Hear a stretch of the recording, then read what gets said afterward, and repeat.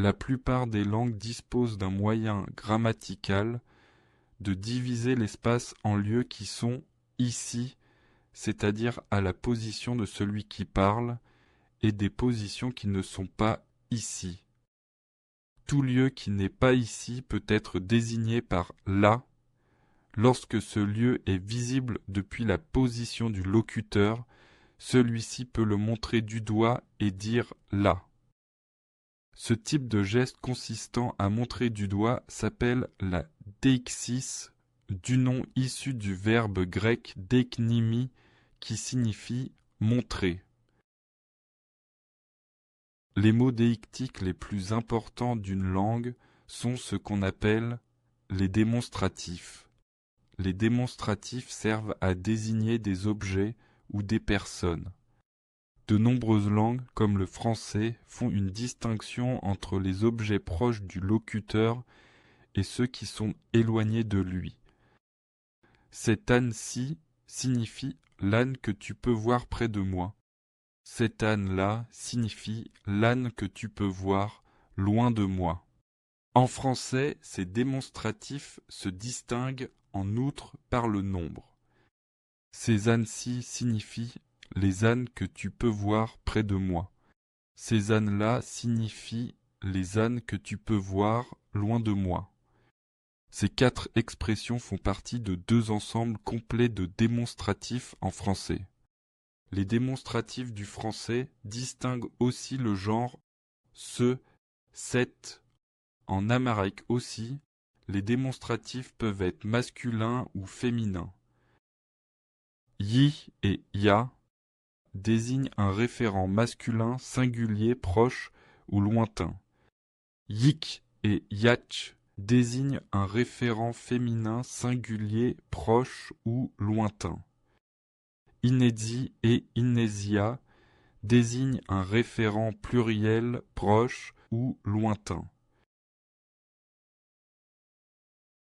En général, les traducteurs ne commettent pas d'erreur dans le choix des démonstratifs car ils utilisent intuitivement ceux qui correspondent au nombre et au genre approprié. Certaines langues, cependant, proposent plus de 2 options pour le choix de leurs démonstratifs.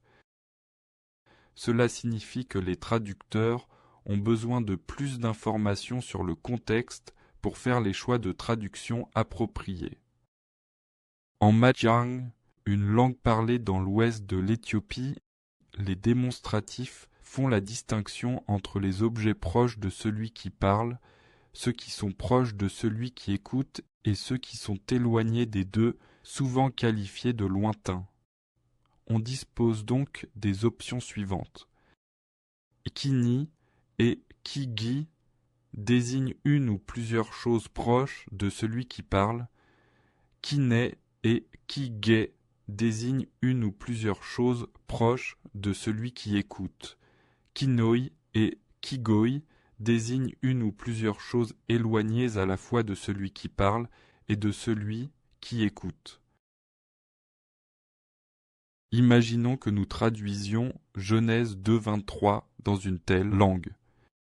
En parlant de la femme qui vient d'être créée, Adam dit « Voici cette fois celle qui est faite des mêmes os et de la même chair que moi. » Réfléchissez au démonstratif qu'il faudrait utiliser ici. À qui Adam s'adresse-t-il? Où se trouve exactement la femme dont il parle? Près de celui qui écoute ou près de celui qui parle? Les traducteurs doivent considérer toutes ces questions avec soin. Dans un exemple similaire, en Matthieu 3,17, la voix de Dieu vient du ciel et s'adresse à Jean-Baptiste au sujet de Jésus. Elle dit « Celui-ci est mon fils bien-aimé ». Ici, Jésus se trouve certainement plus près de l'auditeur, Jean, que de celui qui parle, Dieu. Certaines langues possèdent des systèmes encore plus complexes. En Zergoula, une langue parlée dans le sud de l'Éthiopie, on utilise l'ensemble de démonstratifs suivants. Ai désigne quelque chose qui se trouve près de celui qui parle. Hi désigne quelque chose qui se trouve près de celui à qui l'on s'adresse. Ye désigne quelque chose qui se trouve loin de celui qui parle et vers le bas. Wei désigne quelque chose qui se trouve loin de celui qui parle et vers le haut. Enfin, Sei désigne quelque chose qui se trouve loin devant celui qui parle. Dans cette langue, outre les distinctions entre locuteur et auditeur pour les éléments proches, comme nous l'avons vu en Mahjong, il existe également des distinctions concernant la configuration du terrain pour les éléments éloignés du locuteur et de l'auditeur. Comme il n'existe pas de manière neutre de parler du terrain, le traducteur devra toujours faire un choix entre l'une de ces trois options. Pour la traduction de la Bible, cela signifie que les traducteurs doivent être conscients de ces choix dans leur langue et qu'ils doivent connaître les conditions du terrain auquel le texte source fait référence. Prenons par exemple l'histoire dans Matthieu où Joseph s'enfuit en Égypte avec sa femme Marie et l'enfant Jésus. Matthieu 2,22 poursuit en disant « Cependant, quand il apprit qu'Archélaüs régnait sur la Judée à la place de son père Hérode, il eut peur de s'y rendre. » Nous savons que le trajet entre l'Égypte et la Judée, une région montagneuse, se serait fait vers le haut. L'adverbe woiga serait donc tout à fait approprié.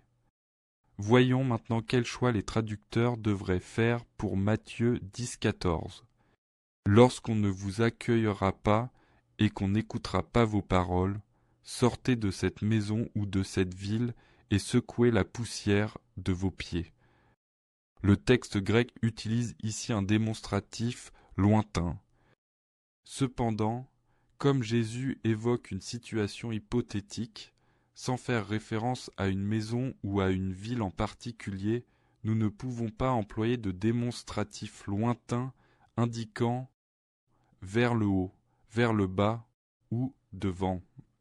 Dans un tel cas, le traducteur peut avoir besoin de trouver une autre formulation telle que lorsque vous quittez une telle maison ou une telle ville.